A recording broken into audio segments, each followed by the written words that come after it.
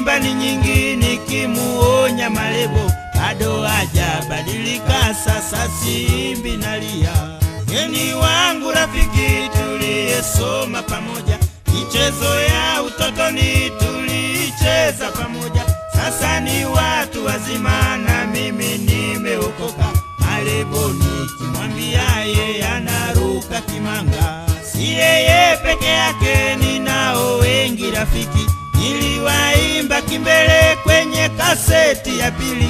Wengine wamekubali, wamemwamini Mwokozi Yesu, amewasamehe, amebakia Malebo.